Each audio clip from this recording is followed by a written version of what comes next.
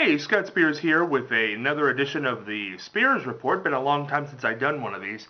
And I just want to show you something. Since Halloween, this is November the 3rd. Look at this obnoxious bowl of candy that's still left from Halloween.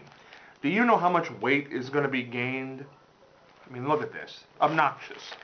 Anyway, with all the things going on, one thing I wanted to talk about the other night, I came across a CD of the tribute program that I did to Madge Cooper, WMRN radio personality, for those of you who don't know, in 2009 when she passed away at the age of 99. I thought about putting a copy of that up on the internet, but frankly, it was such of its time and done by friends of hers, and there was a moment at the end where I spoke about my personal relationship with her that I just didn't want to air and kind of wanted it to live on its own. But I do want to remember her because I've never talked about her in one of these blogs. Anybody working and broadcasting in Marion today, whether it be at the radio stations, the television stations, even the newspaper really, took their cue from Madge Cooper. Madge Cooper started at WMRN in 1941, January of 1941. She was on the air for 52 years, and actually her last interview on air was with me in 2009, about 2 months before she passed away. So Madge is the leader. She's the best. A lot of people, I think, discriminate against her and say she's not as good as maybe I've made her out to be because of her age, I think was one thing. She lived an extraordinarily long life, 99 years old, and people kind of say, well, you know, in her day she might have been good, but she wouldn't hold up today. She would have held up today. Madge had an innate ability to do a program and not really have to know anything about that person when they walked in. She could just pick up and there it was, the perfect interview. She never taught me anything. I would never say she was a teacher to me, but I'll say she was a mentor because of the way she conducted herself.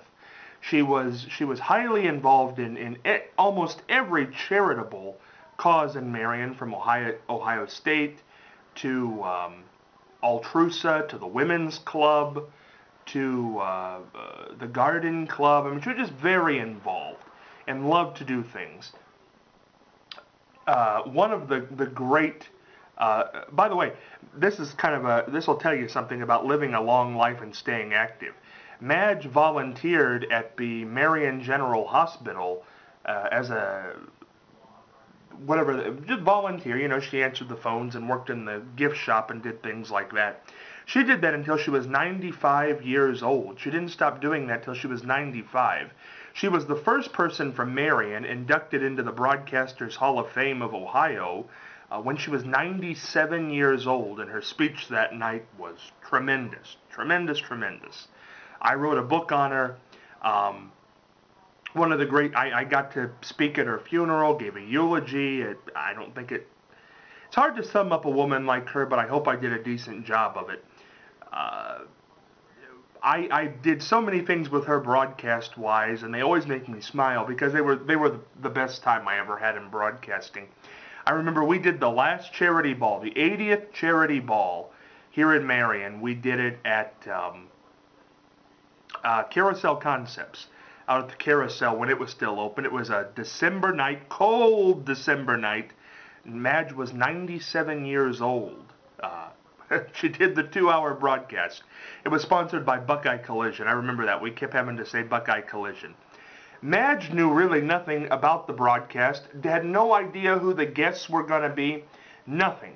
She came that night and she did better than anybody could have done. You could have thrown anybody in that position and they could not have done what Madge did.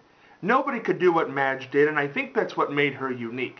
I don't know if anybody else in this town ever became more popular than her, and maybe there were even more people who were more refined than her, but there was never anybody who was more entertaining, and there was never anybody who got it. Madge was a broadcaster, and let me tell you what I mean by that. She gave a lot of money to a lot of charitable organizations. She spent a lot of time involved with the college. The Guthrie Room is still there. The Historical Society, how could I forget that? She spent a lot of time there. The Guthrie General Store is named for her. She spent a lot of time at Altrusa. That was one of her important things. The Women's Club. I believe there's a tree planted there in her name. But Madge loved broadcasting, and I don't think she ever fully got it out of her system. She might have been a really good philanthropist, and she certainly was. But she was a broadcaster in her bones. And you could just tell that. She told me one time when she retired that she felt like immediately she'd done the wrong thing because she felt like somebody had cut her hand off where the microphone should have been because it just had been there for so long. She certainly was a mentor, like I say, in just how to conduct yourself, how to get the big interview. Madge was in New York in the 1950s, late 1940s, doing fashion reports. She thought outside the box. I think that's where my idea of interviewing celebrities and not just paying attention. Just because I'm in Marion doesn't mean I can't cover something outside of Marion and make it a big deal. Madge understood that. I understand that. And I think that's another aspect of what made her great. Just want to end by saying this.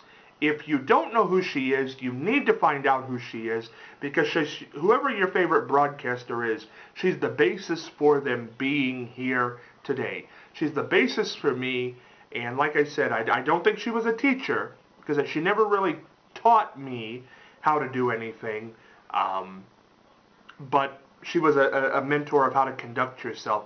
And I can tell you, I absolutely love the woman. I don't think I'll ever have that kind of chemistry on air or off with anybody as I had with Madge. She was funny, she was smart, she never acted like a woman in her 90s. She was great. And all of us who knew her personally are much better off for knowing her. It's a true testament to the woman. And by the way, she's wicked funny, so I'm going to leave you with one thing.